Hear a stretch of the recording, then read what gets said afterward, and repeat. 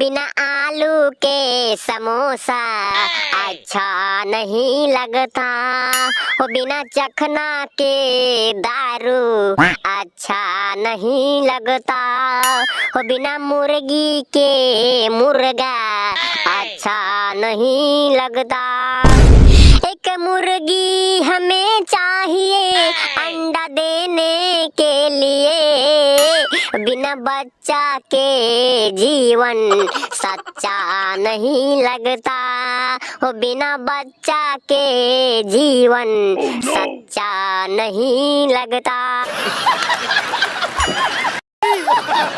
अरे वो मुर्गा इतना घुरा फिरा के क्या बोल रहा है? सीधा बोलो ना कि रात रात भर जगाने वाली चाहिए। तेरा मशीन से निकल रहा है आग, उसे बुझाने वाली चाहिए। अरे नहीं तरबूज भाई नहीं, वैसा बात नहीं है। बात ये है कि हम और मुर्गी मेहनत नहीं करेंगे तो आप लोगों को अंडा खाने के लिए कहाँ से मिलेगा? कहाँ से मिलेगा बताओ।